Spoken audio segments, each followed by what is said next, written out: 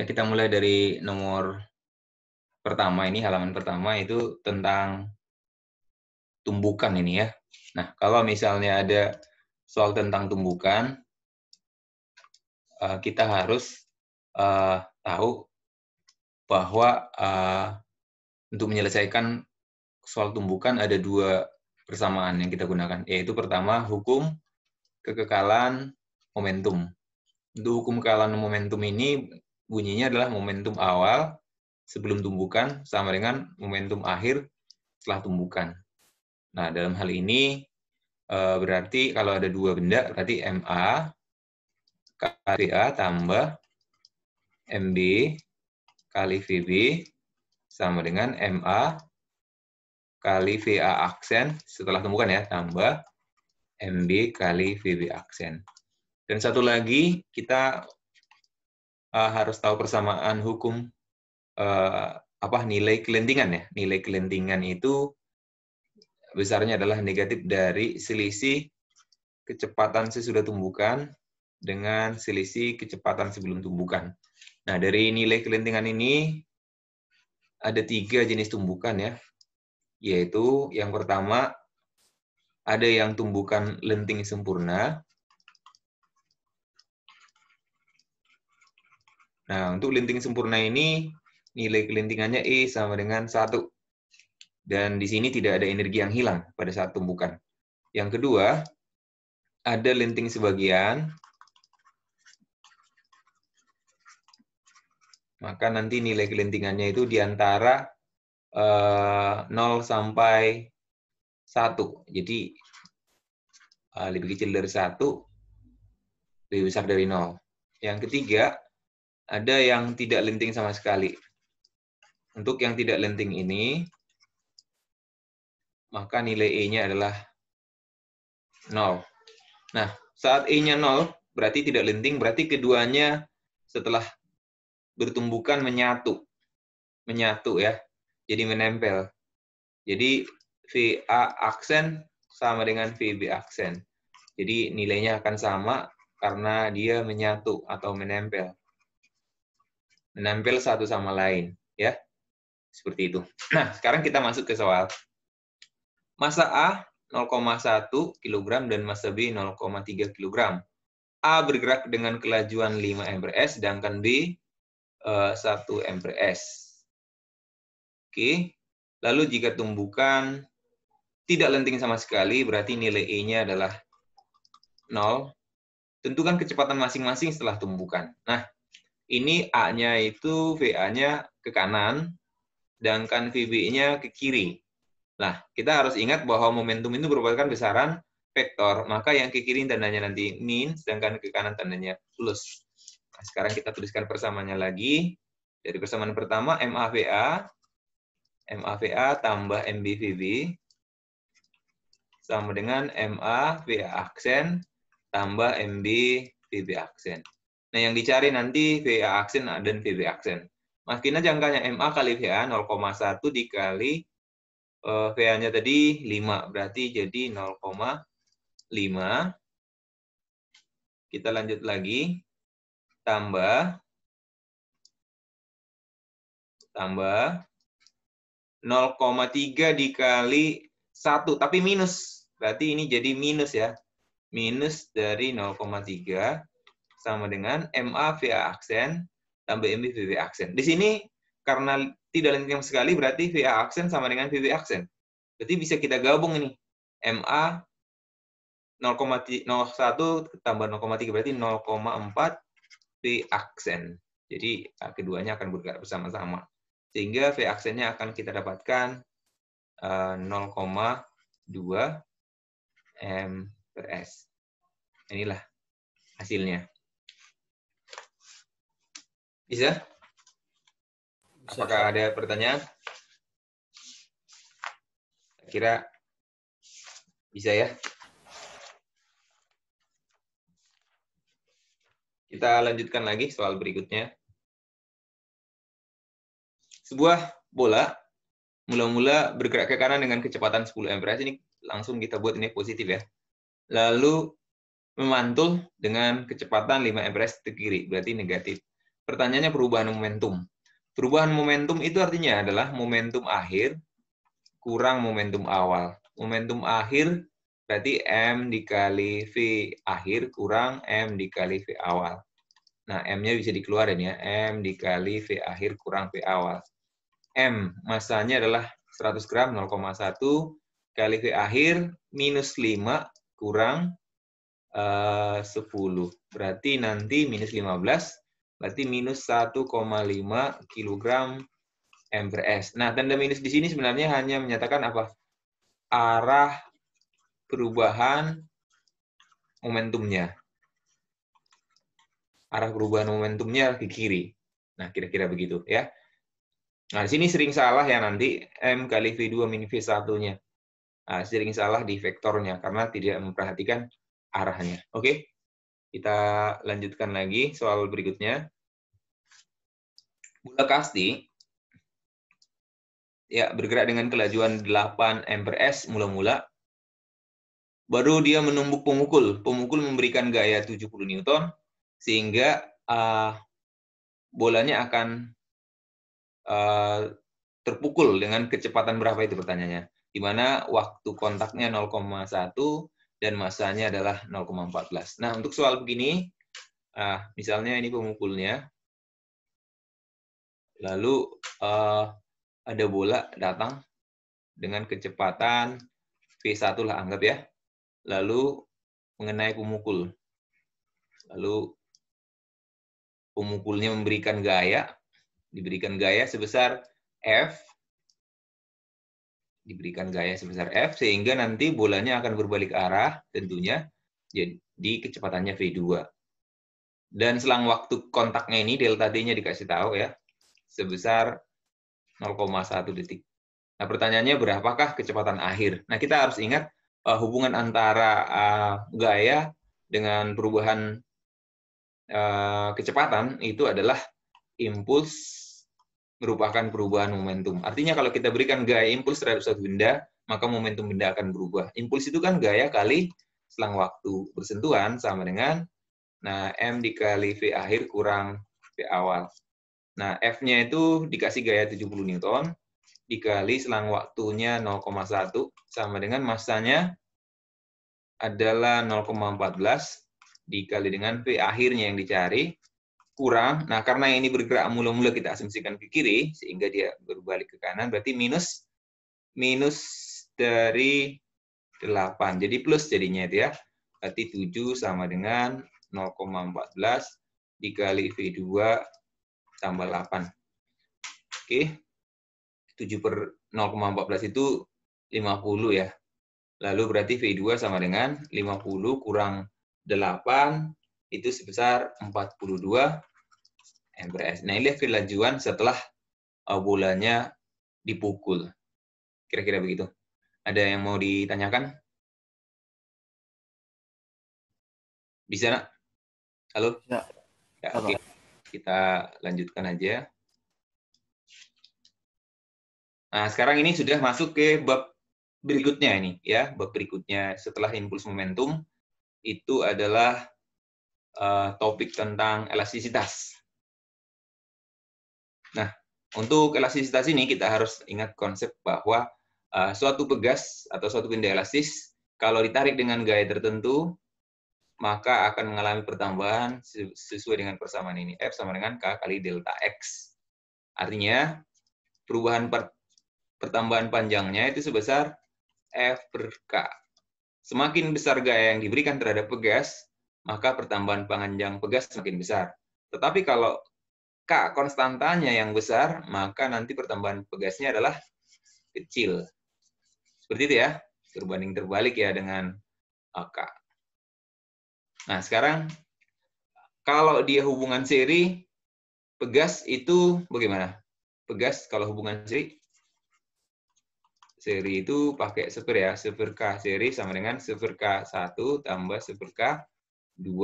Kalau paralel, itu adalah K paralel sama dengan K1 tambah K2. Nah, sekarang kita lihat nih pertanyaannya.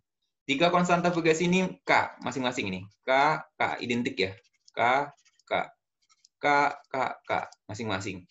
Lalu yang P sendiri, kalau yang Q paralel, sedangkan yang R seri, sedangkan S campuran. Pertanyaannya, urutkanlah simpangan. Simpangan itu sama dengan pertambahan panjang. Urutkan pertambahan panjang dari susunan pegas mulai dari terpendek hingga terpanjang. Di mana yang digantungkan ini sama bebannya. Berarti gayanya sebenarnya sama nih, gaya yang penariknya. Cuman pertanyaan, manakah yang lebih panjang di antara susunan ini? Nah, siswa yang dari sini, delta X yang besar adalah apa? Dengan gaya yang sama ya. Delta X-nya, kalau besar, itu kalau K-nya kecil. Atau delta X-nya kecil jika K-nya terbalik. Nah, diminta di sini urutkan dari yang terpendek hingga terpanjang. Dari terpendek hingga terpanjang berarti sama aja artinya dengan dari K paling besar sampai K paling kecil. K paling besar yang mana? Kita hitung dulu. Ini K. Ini K dan K berarti apa? 2K. Kalau ini K dan K seri berarti ini setengah K atau K per 2. Nah, pakai persamaan ini ya. Sedangkan yang ini adalah 2K, yang ini K, maka hasilnya jadi apa? 2K dan K hubungannya seri, sehingga berapa? Berapa Naim? 2K per 3 ya? Ya. Ya, maka yang terpendek itu adalah K yang paling besar. Berarti yang terpendek itu adalah Q. Lalu apa lagi? P. Lalu apa lagi? S. Dan yang terpanjang adalah R. Nah, ini jawabannya. Apakah ada yang mau ditanyakan? Bisa. Oke, bisa. Lanjut aja ya. Ya. Nah, sekarang lanjutan dari pegas juga masih. Tapi ini sudah berhubungan dengan getaran. Di mana getaran pegas, periode getarannya atau T itu sebesar 2V akar M per K. Sedangkan kalau frekuensinya kan seperti ya, seper 2V akar K per M. Nah, kalau begitu jawabannya apa ini? Sebuah pegas diberi beban M 1 kg lalu digantung di ujungnya. Lalu pegas ditarik seperti gambar. Jika konstantanya K sama dengan 100 Newton per meter, maka pertanyaannya berapakah osilasi periodenya, periode osilasi. Nah, periodenya kita dapatkan sebenarnya dari T sama dengan 2V akar. Nah, kita lihat persoalannya. Masanya ada nggak? Ada ya. 1 per... Nah, K konstantanya 100. Kalau begitu, 1 per 100 kan 0,1 di akar ya. Berarti 0,2 pi detik. Lalu yang 4 cm ini apa? Nah, 4 cm ini sebenarnya amplitudonya. Ini hanya pengecoh. Kalau kita tarik 3 cm atau 2 cm pun nanti, maka periodenya akan tetap 0,2 V. Kira-kira gitu ya, karena tidak ada hubungannya dengan amplitudo ini atau simpangan terjauh yang ditarik berapapun. Sepanjang dia masih gerak harmonik sederhana, maka ditarik berapapun panjangnya tidak pengaruh. Nah, kira-kira itu persamaannya periode dan frekuensi.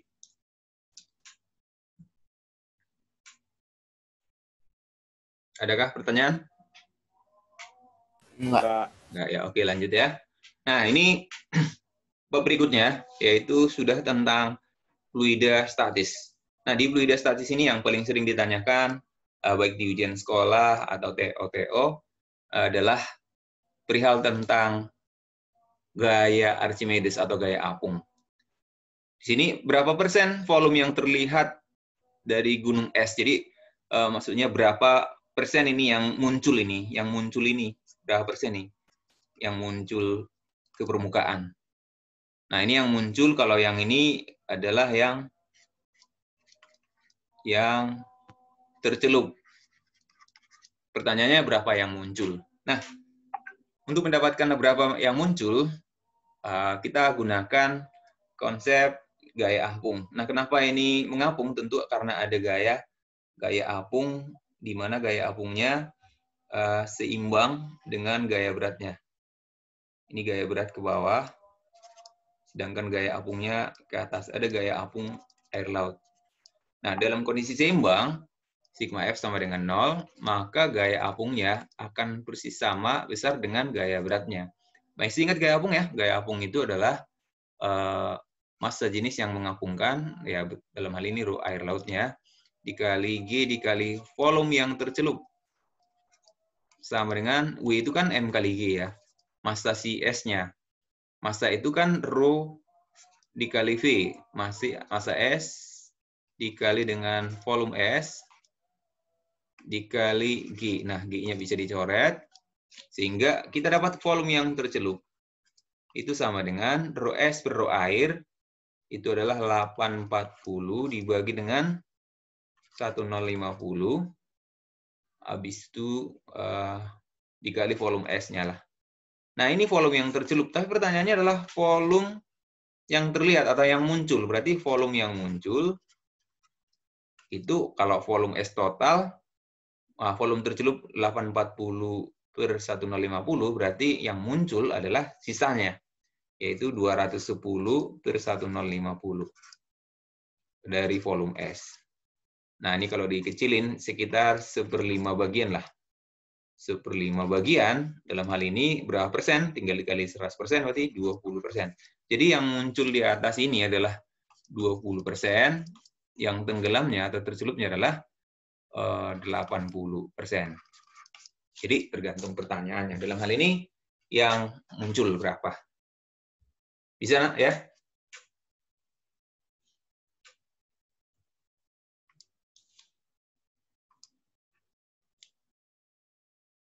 Bisa kita lanjutkan? Bisa. Oke, ya. Ini masih terkait dengan gaya Archimedes. Nah, berarti udara jika ditimbang itu 4 Newton. Nah, inilah berat sebenarnya ditimbang 4 Newton. Nah, karena ini berat sebenarnya, berarti bisa kita cari massa sebenarnya. Berarti WM kali G ya. Berarti M sama dengan W per G. Gravitasi anggap kecepatannya 10, berarti massanya 0,4 kg. Jadi 0,4 kg lah ini. Tetapi ketika dimasukkan atau celupkan ke dalam satu cairan, maka beratnya berkurang nih, seolah-olah jadi 3,5 Newton. Kenapa? Tentu karena ada gaya apa? Gaya dari fluida tersebut, ada gaya Archimedes nih. Sehingga berkurang nih beratnya. Dari sini bisa kita tahu, oh ya berarti gaya Archimedesnya ini yang mengapungkannya itu sebesar berapa? 4 kurang 3,5, berarti 0,5 Newton lah gayanya.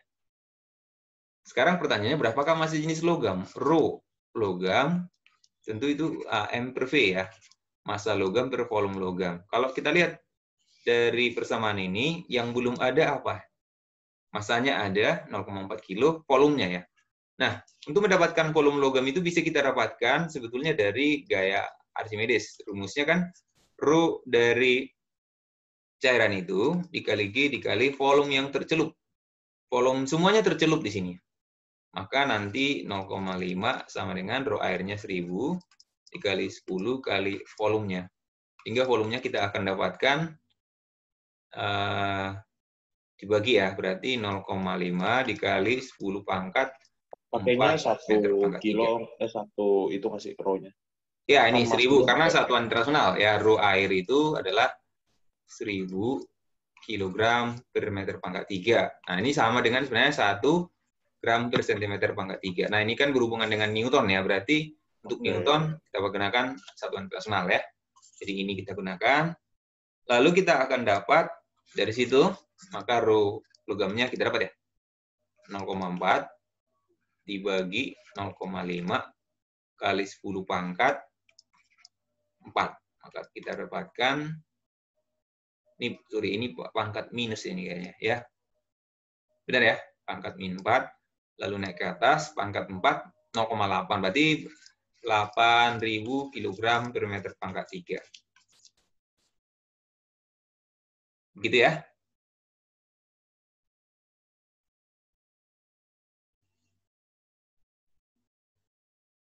Ya, sekarang kita lanjutkan soal berikutnya.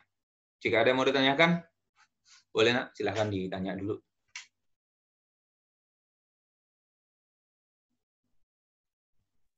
Nggak ada, Pak. Oke, masih bisa. Oke, kita lanjut Nah, bab berikutnya itu tentang fluida dinamis. Nah, untuk fluida dinamis ini, kalau ujian sekolah biasanya ditanyakan itu tentang Torricelli, yaitu berapa laju suatu cairan ya yang lolos dari lubang tertentu ya. Misalnya diketahui posisi lubangnya sekian senti dari permukaan. Berapa V-nya? Lalu nanti sering juga ditanya berapa jarak mendatarnya. Nah, untuk jarak mendatar ini tentu turunkan dari parabola tentunya ini ya. Nah, rumusnya apa? Untuk mencari V itu adalah akar 2G delta H. Persamaan ini diturunkan dari sebenarnya dari asas Bernoulli. Jadi saya nggak turunkan lagi dari Bernoulli. Persamaannya V akar 2G delta H, di mana delta H ini merupakan jarak antara lubang dengan permukaan air. Permukaan air itu berarti yang di atas ya. Lalu kalau X diturunkan nanti dari persamaan parabola, itu 2 akar delta H dikali dengan H2. Nah, di mana H2 ini adalah jarak antara lubang ke bidang datar ini, atau ke lantai misalnya, atau ke tanah. Nah, di sini pertanyaannya, berapa perbandingan laju air yang keluar dari titik 1, 2, dan 3? Nah, ada 3 lubang nih.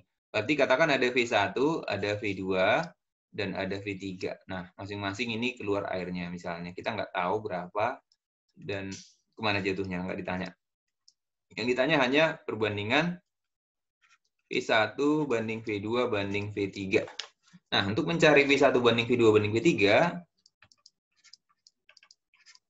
ya tinggal kita masukin aja. V kan akar dari 2 kali G delta H1 dibanding akar dari 2 kali G delta H2 banding akar dari 2G delta H3.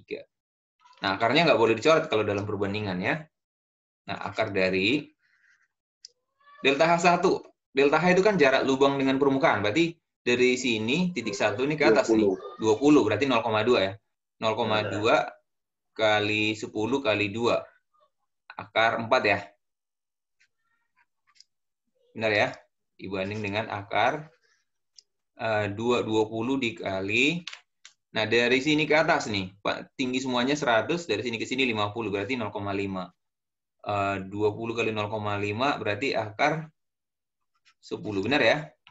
Banding akar dari 2 kali 20 dikali, nah ini jaraknya ini 80 cm, 0,8. Berarti 2 kali 8, 16 ya. Maka kita akan dapatkan 2 banding akar 10 itu ya akar 10 banding akar 16 itu adalah 4. Nah ini jawabannya.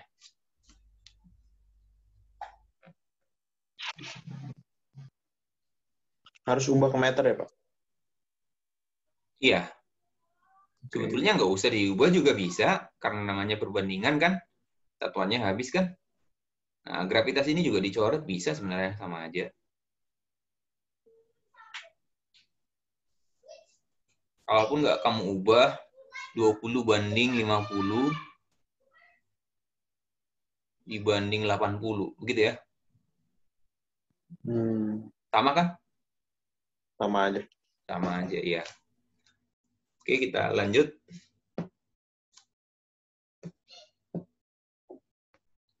Nah, ini ya tentang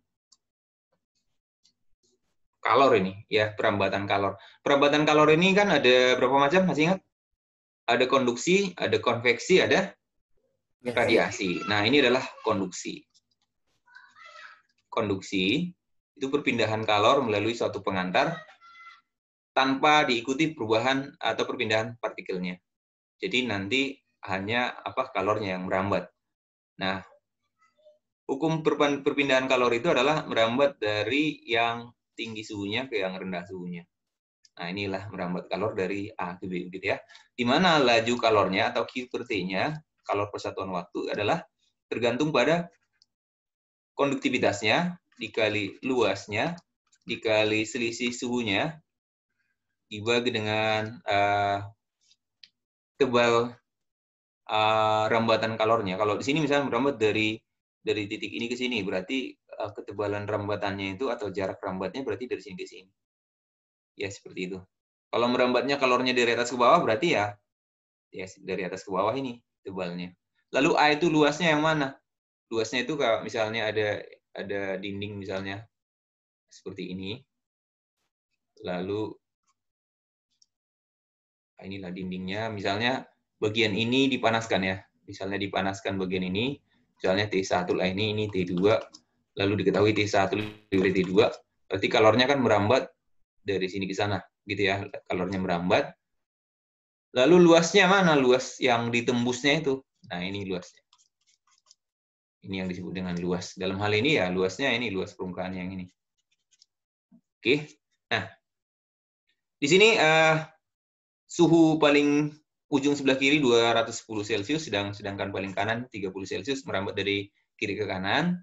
Dengan konduktivitas si A berbeda dengan si B. Ini 2K, yang B-nya K. Keduanya dihubungkan menjadi satu. Suhu persambungannya berapa ini? Gitu pertanyaannya. Nah, karena ini 2 logam, maka nanti walaupun ini 2 logam, kita harus tahu bahwa laju kalor atau kalor yang dirambatkan persatuan waktunya itu untuk A sama dengan untuk B. Laju kalor atau kalor yang dirambatkan persatuan waktu untuk A sama dengan kalor yang dirambatkan pada B. Ini mirip dengan kayak hukum kontinuitasnya pada fluida misalnya. Ya walaupun nanti misalnya selangnya berbeda ukurannya, tetapi nilai daripada banyaknya air yang mengalir sama aja atau debitnya. Nah, Q per T itu kan sini, K. Untuk A berarti KA, luas A, delta TA, per LA sama dengan KB, AB, delta TB, per LB. Lalu luas A dan luas B sama, karena apa? Ukurannya katanya sama, berukuran sama. Lalu konduktivitasnya beda, yang ini 2K, delta T-nya dari 210 menjadi T, atau katakan ini suhunya si X ini, misalnya X ya. Berarti 210 min X sama dengan K dikali dengan X min 30. Maka nilai K-nya akan kita dapatkan. Berarti berapa itu? 420 min 2 X akan sama dengan X min 30. Maka 450 sama dengan 3X.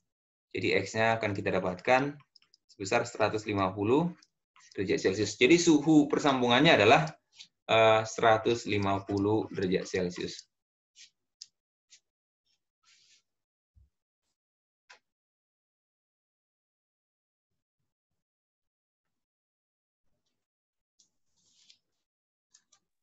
Tetap dalam Celcius ya, Pak? Ya, kalau ini kan delta ya. Delta itu selisih suhu. Kalaupun dalam Kelvin kita buat, ya sama aja. Mau dalam Kelvin. Oke. Ya, kalau di teori kinetik gas memang ada PV per T, P1 per T1, P2 per T2. Kalau ini harus dalam Kelvin nih, karena kan bukan delta, bukan selisih, ya kan? Itu berbeda. Kalau ini harus Kelvin. Kalau yang ini boleh Kelvin, boleh Celsius, karena delta.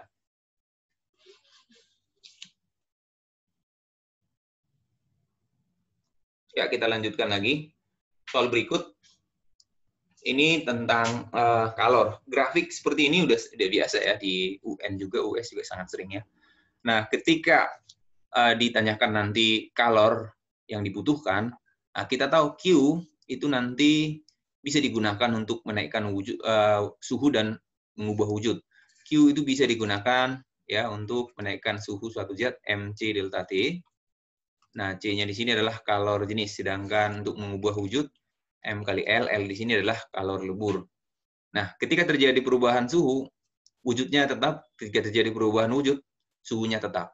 Nah, berarti ini, lihat nih, dari A ke B itu suhunya berubah, berarti wujudnya sama. B ke C suhunya tetap, berarti wujudnya bisa berubah. Nah, C ke D, suhunya berubah, wujudnya tetap. D ke E, suhunya tetap, wujudnya berubah. Nah, pertanyaannya, dibaca dulu. Untuk mengubah 200 gram atau 0,2 kg es, pada proses AC, berarti hanya dari A ke C, nggak usah dijawab sampai E ya. Kalau sampai E kan ikut lagi nanti apa? Sampai kalor uap ya. Nah, kalau begitu, Q dari A sampai C aja, berarti prosesnya adalah Q dari AB dulu, tambah QBC. QAB itu mengubah suhu dari minus 10 jadi 0. Maka 0,2 kali C-nya itu adalah 4.000, sorry, untuk S ya 2.100. Kali delta T-nya dari minus 10 jadi 0. Berarti 10 MC delta T-nya, tambah QBC itu M kali L ya. M kali L, berarti 0,2 dikali dengan 33600. Nah, ini hasilnya berapa ini? 2 kali ini berarti 42. 4.200 tambah 67600 ya. Hasilnya sebesar berapa itu kira-kira? 70-an ya. 71.400 joule. Seandainya kalau ditanya berapakah kalor yang dibutuhkan untuk mengubah S dari minus 10 sampai uap seluruhnya 100 derajat, berarti QAB tambah QBC tambah QCD tambah QDE. Nah, itu jawabannya.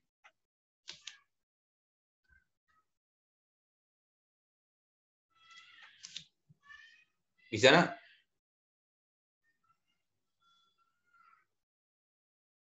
Bisa ya, nak? Ya, halo?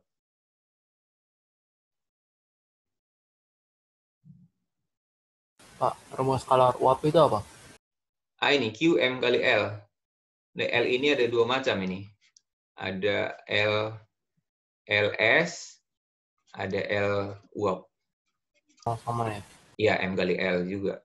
Jadi kalau di BC itu M kali L, LS ya. Kalau di DE itu M kali L, L uap.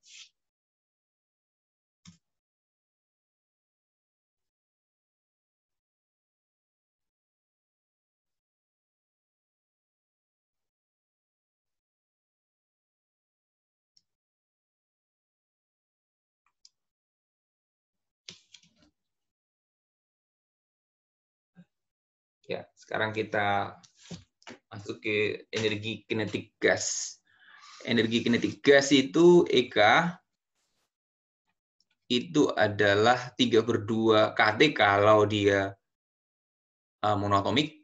Kalau diatomik ya tergantung dari derajat kebebasannya. Menurut teori kipartisi, EK sama dengan F/2 KT. Nah, ini yang tadi. Kalau ini T, nah ini T-nya. T harus dalam suhu Kelvin atau suhu mutlak ya. Sedangkan K itu adalah konstanta Boltzmann dan F adalah derajat kebebasan. Nah, di mana derajat kebebasan ini tergantung pada jenis gasnya. Ada yang monoatomik. Untuk monoatomik itu F-nya pasti 3 sih, ya. Karena untuk gas monoatomik dia bisa bertranslasi sumbu XYZ. Untuk diatomik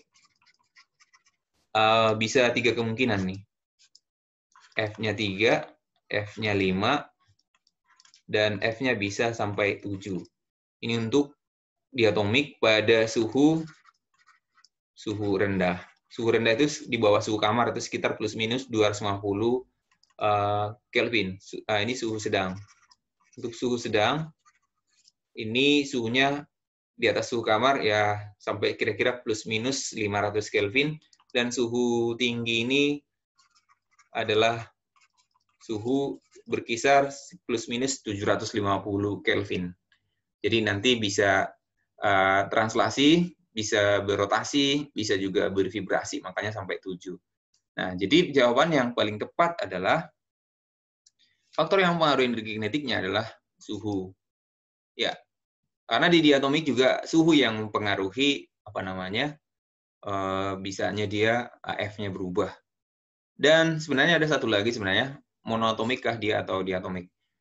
Tetapi dalam kasus ini, misalnya ada suatu gas dalam ruang tertutup ini, maka faktor yang mempengaruhi gas energi kinetik gas yang ada di sini tentunya jika ditingkatkan suhunya, maka nanti EK-nya akan berubah.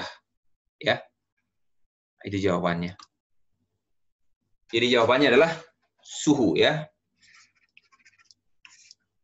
Suhu ditingkatkan, maka nanti energi kinetiknya akan meningkat. Persamaannya dari sini.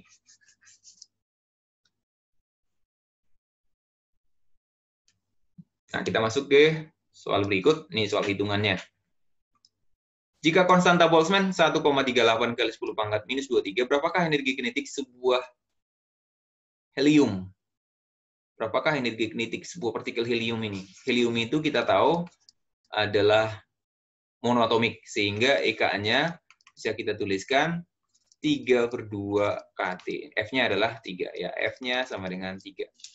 Lalu kita hitung 3/2 dikali 1,38 kali 10 pangkat minus 23 dikali dengan suhunya. Ini 57 ini tambah 273, ya. Berarti kan kalau 27 300, 57 330, ya. Maka kalau kita hitung itu adalah 6,831 kali 10 pangkat minus 21 Joule. Ini kan tinggal hitung-hitungan aja. Kita lanjut aja. Perhatikan diagram PV dari gas helium yang mengalami proses termodinamika ditunjukkan pada gambar. Pertanyaannya adalah usaha pada proses ABC. ABC. Nah, berbeda dengan usaha pada siklus. Kalau usaha pada siklus ACB, ACBA, kalau siklus ACBA, itu usahanya sama dengan luas grafik. Luas grafiknya yang ini. Nah, berapakah itu? Panjang alas kali tinggi bagi 2. Berarti 2 kali 2 bagi 2. Berarti itu adalah ini sama dengan W-nya, ya. W siklus, ya. W untuk siklus ACBA. Yaitu 2 kali 10 pangkat 5 Joule. Tapi pertanyaannya di sini adalah pada proses ABC. Jadi usaha pada proses ABC. Proses, ya, berarti usaha AB tambah usaha BC, itu jawabannya. Usaha AB itu isokorik, itu 0, tidak ada perubahan volume. Tambah usaha BC itu P kali delta V, ya. P kali delta V, P kali delta V. Nah, P-nya itu adalah 2 kali 10 pangkat 5. Delta V-nya dari 1,5 menjadi 3,5. Berarti 3,5 kurang 1,5. Itu 2 kali 2 berarti 4 kali 10 pangkat 5 Joule. Nah, inilah usaha pada proses ABC. Beda, ya, usaha proses sama siklus beda. Bagaimana? Ada mau ditanyakan?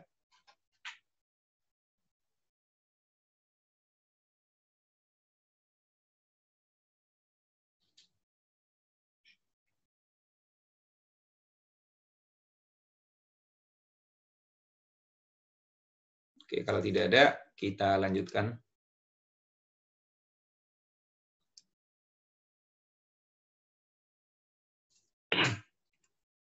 Ya, diberikan diagram batang seperti ini. Q kalornya 15.000, ini Q, ya. Sedangkan W segitu juga. Jadi Q dan W sama. Ya, Q dan W sama. Q sama dengan 15.000 Joule dan W sama dengan 15.000 Joule. Ini proses, kalau begini proses apa ini? Kalau misalkan Q sama dengan W tambah delta U. Ini hukum satu termo. Berarti dalam kasus ini delta U-nya adalah 0. Proses apakah yang delta U-nya 0? Tidak ada perubahan energi dalam, maka prosesnya adalah isotermal. Nah, prosesnya isotermal, gas awalnya memiliki suhu 27 Celcius, maka suhu akhirnya berapa? Isotermal artinya suhu awal sama dengan suhu akhir. Berarti jawabannya, ini hanya jebakan aja sebenarnya. Ini jawabannya pasti 27 derajat juga. Ya, 27. Geothermal. Ya, jadi kamu harus ingat hukum termo ini ya, hukum termo 1, QW tambah delta U. Q dan W sama.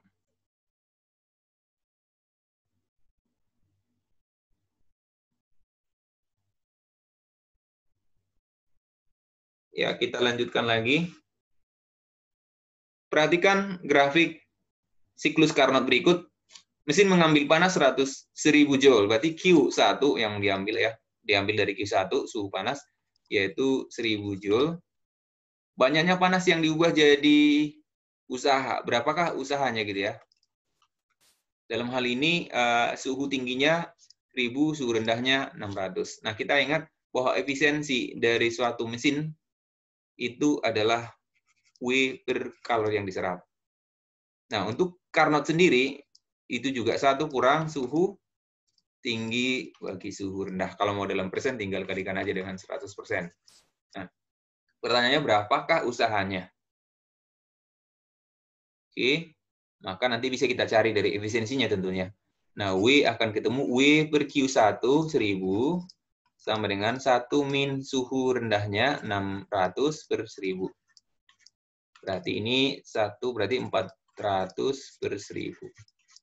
Berarti bisa kita tahu usahanya adalah 400 Joule. Nah, kalau seandainya ditanya berapakah kalori yang dibuang, itu adalah yang masuk 1000 jadi usaha 400, maka yang dibuang adalah 600 Joule. Nah, tapi yang ditanyakan adalah yang ini, usahanya.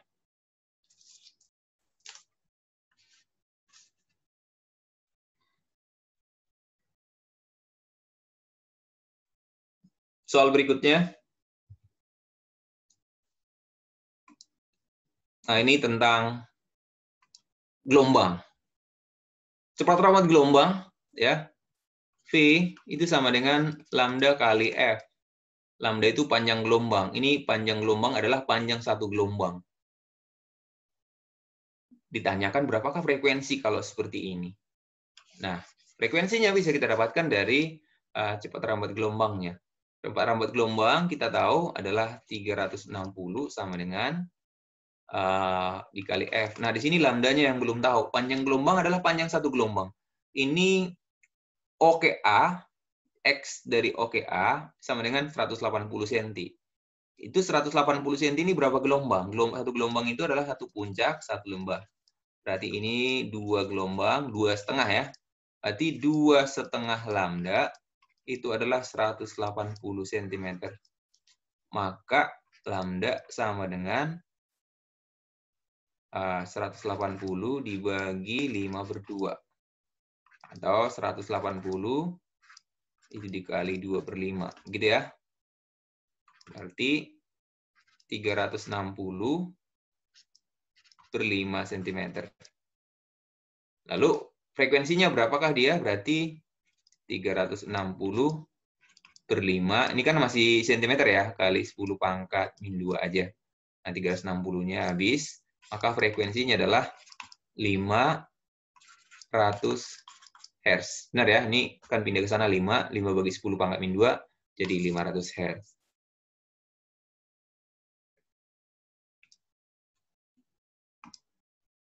Ya.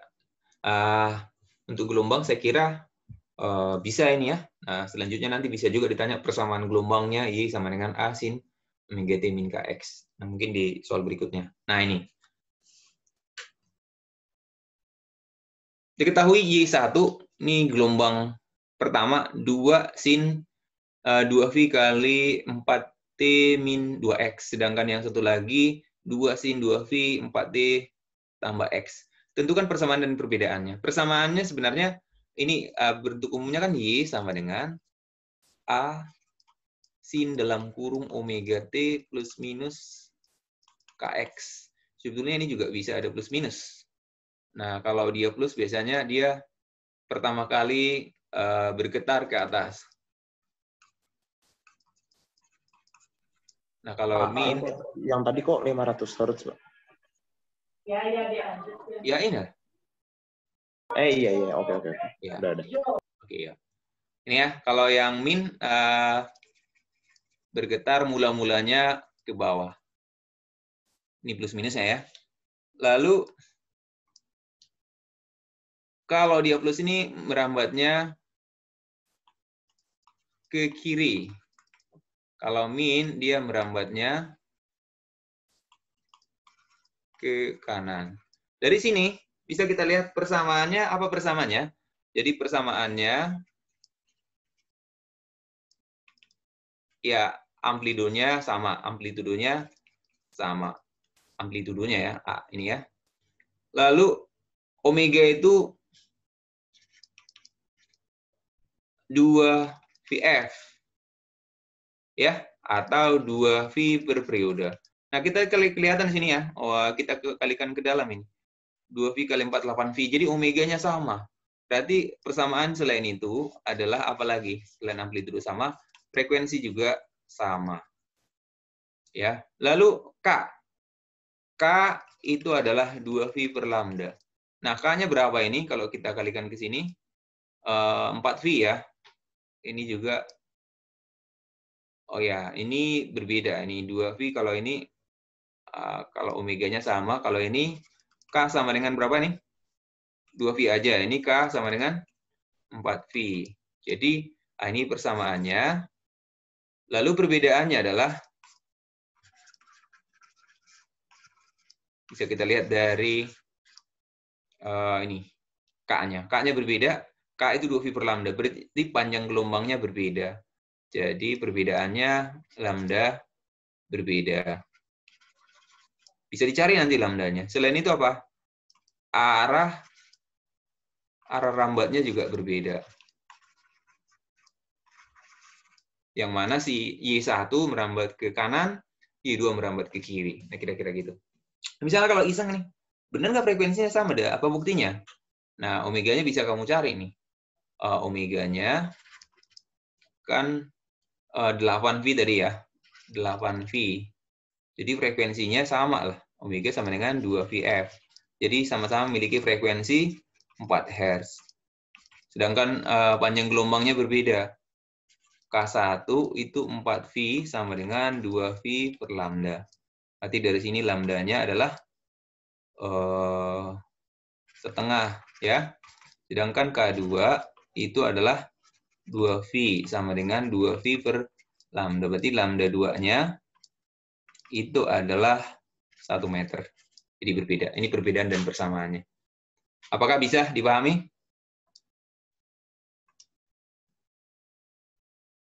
Saya kira bisa ya. Ini pelajaran di kelas 11. Soal berikutnya. Ada gelombang yang mana persamaannya ini ditanya kita. Dari gambar ini bisa kelihatan sih amplitudonya adalah puncaknya ini ya. 2 meter. Lalu ini X ya. X-nya itu 4 meter. Jadi 4 meter ini 2 gelombang ini. Dari sini, ini kan 1 gelombang, 2 gelombang, X 4. Jadi 4 meter dia apanya? 4 meter itu adalah 2 lambda. Ya, 2 lambda. Berarti lambdanya adalah 2 meter. Dan cepat rambatnya katanya 2 m per s dan merambat ke kanan. Arah rambat ke kanan. Berarti tandanya min nanti ya. Maka persamaannya Y sama dengan A sin omega T min KX. Nah, ini persamaannya. Dan pertama merambat ke atas berarti 2 sin omeganya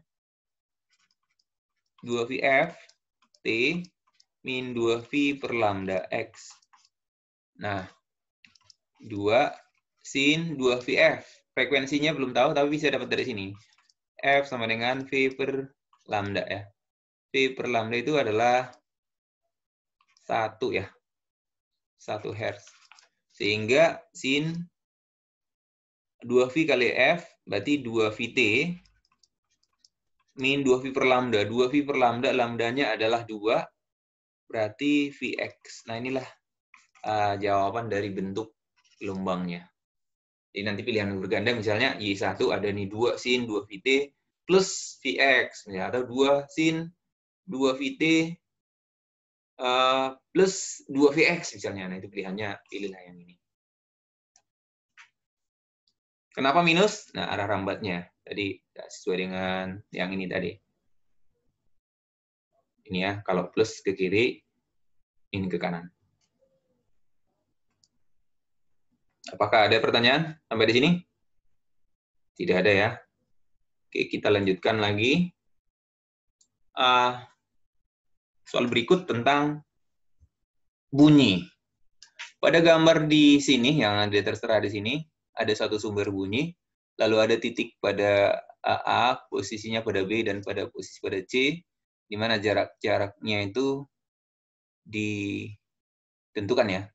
Jika intensitas bunyi di A 100, di B 25, di C 16, maka jarak RA, RB-nya berturut-turut berapa? Nah, apa hubungan jarak dengan intensitas? Intensitas itu sebenarnya rumusnya adalah daya persatuan luas. Nah, karena ini bunyi itu dirambatkan segala arah, luasnya itu pendekatannya adalah pendekatan bola radial ya. V per 4V R kuadrat. R-nya itu adalah jarak. Nah, kalau misalnya ada dua jarak yang berbeda, I1 banding I2 sama dengan P-nya sama-sama daya P ya. Berarti tinggal dibalik aja R2 per R1 kuadrat, yang dikuadratkan.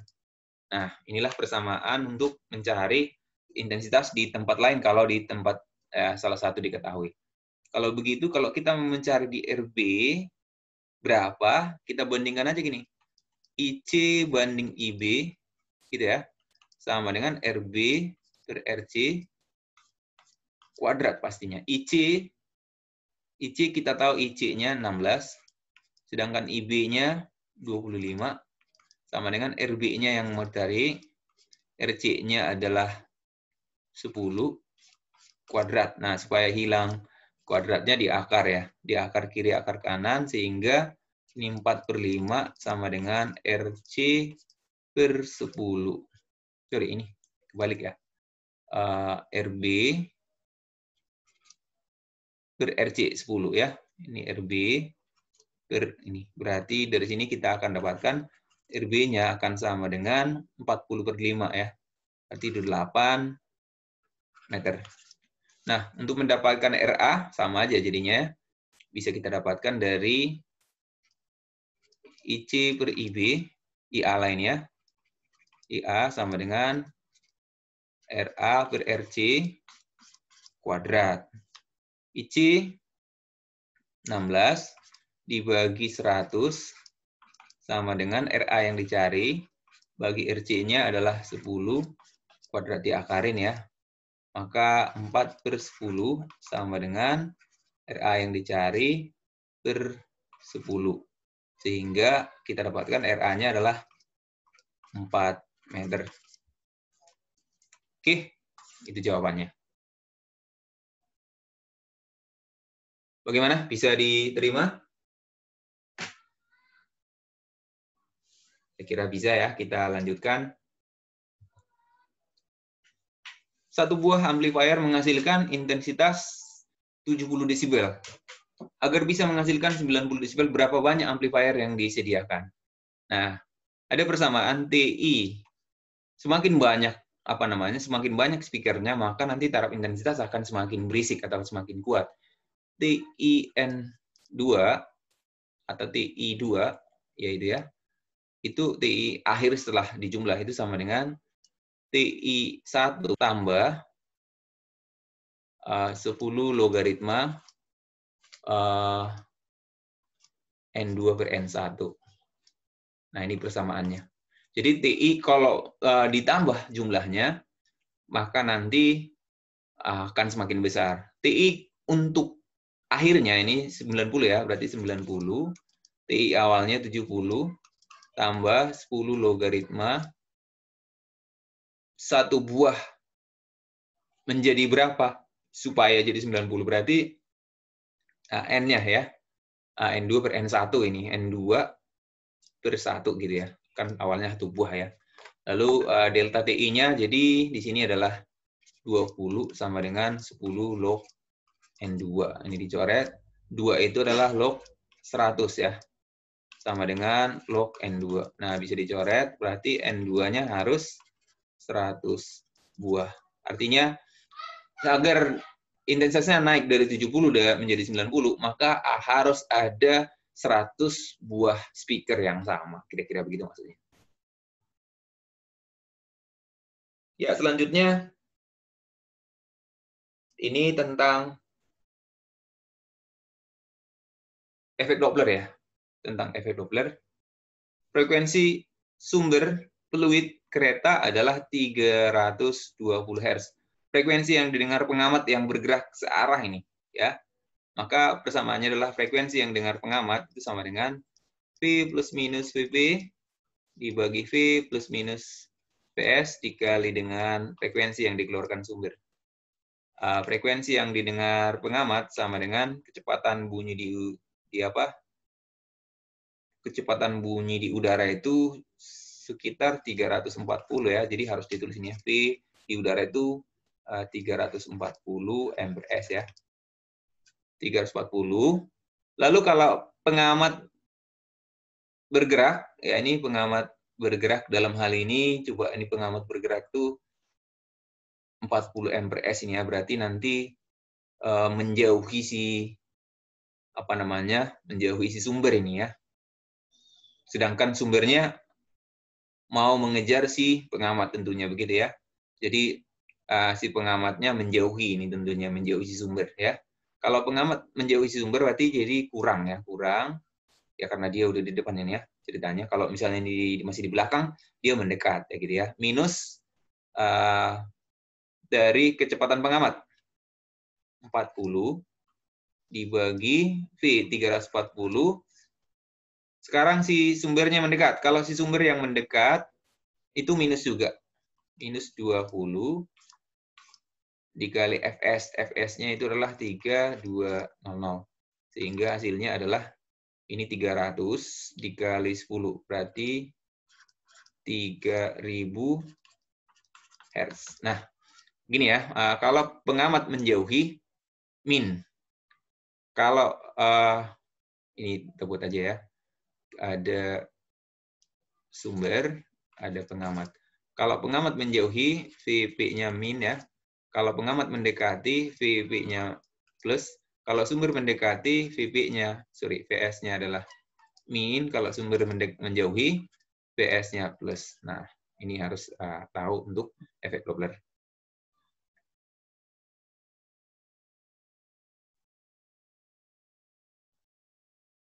Oke, bisa?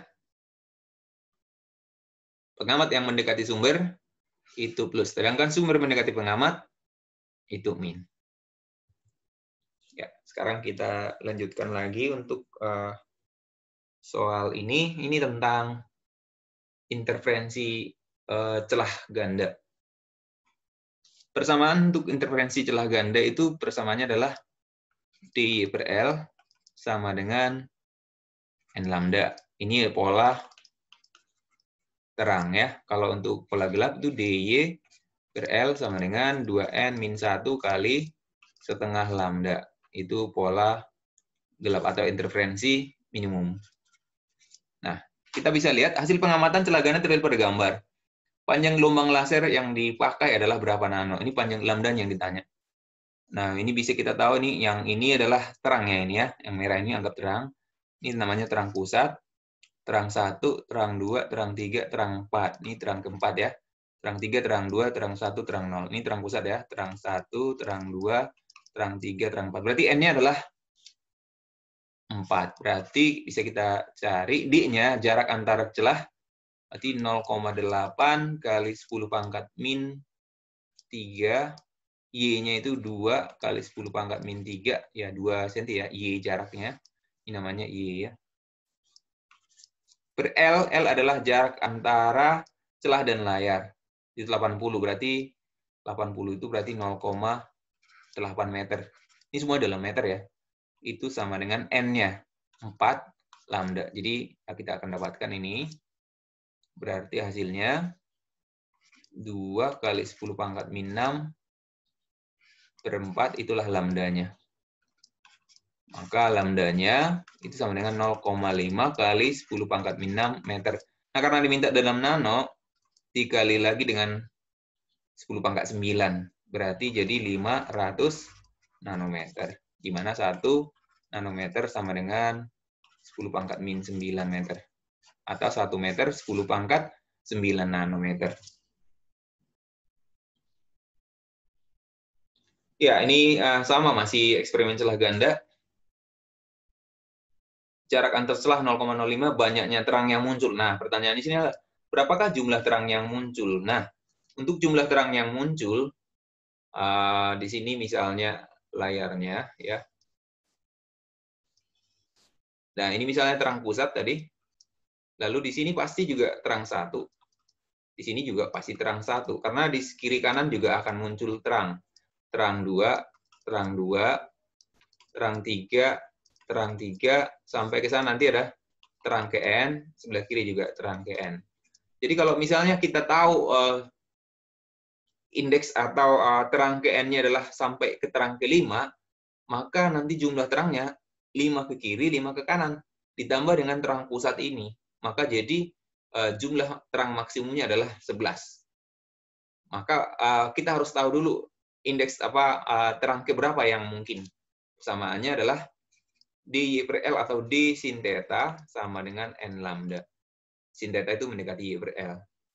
Nilai maksimum penyimpangan adalah sin paling jauh ya, itu adalah 1 di sin maksimum.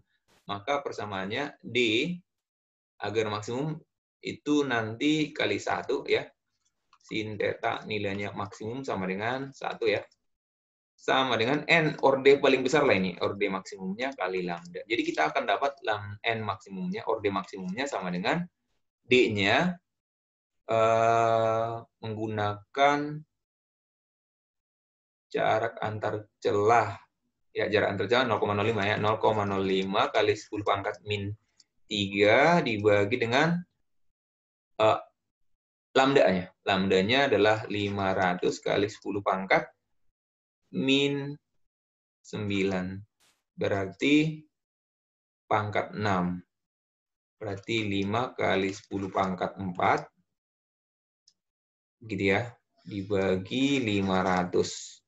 Berarti ini ada 100 jumlah terangnya, jumlah 100 buah ya.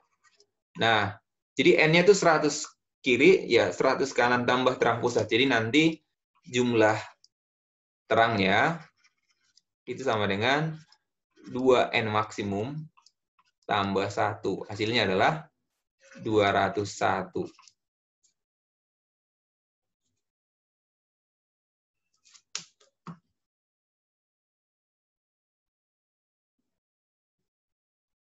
Saya kira bisa ya.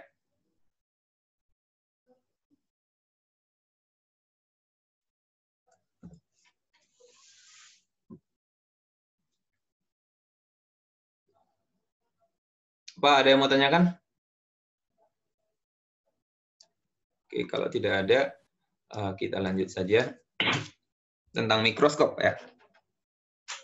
Nah, untuk mikroskop ini ada sering ditanyakan adalah panjang mikroskop dan perbesaran sebenarnya. Untuk panjang mikroskop dan perbesarannya persamaannya gini. Perbesaran total mikroskop itu sama dengan perbesaran objektif dikali perbesaran okuler. Nah, okulernya ini adalah lensa loop, sedangkan objektif ini lensa biasa. Nah, untuk lensa objektifnya berarti nanti S aksen OB per SOB dikali MOK itu adalah SN per F. Bisa plus 1, bisa enggak plus 1. Ini tergantung pada akomodasi atau enggak ya. Jadi, nah ini nanti kalau akomodasi maksimum. Jadi kalau tidak akomodasi ini 0 ya. Akomodasi maksimum ini 1, kalau tanpa akomodasi ini 0. Nah, itu perbesaran totalnya. Nah, sedangkan panjang mikroskop itu jarak antar lensanya. Jarak lensa antara lensa objektif dan okuler. D itu adalah S aksen OB tambah SOK. Nah, ini SOK itu tergantung. SOK ini bisa SOK itu sama dengan FOK kalau mikroskopnya digunakan tanpa akomodasi. Kalau akomodasi maksimum harus dicari. Untuk akomodasi maksimum, maka kita harus cari nilai SOK pakai rumus 1 per FOK sama dengan 1 per SOK tambah 1 per S aksen OK.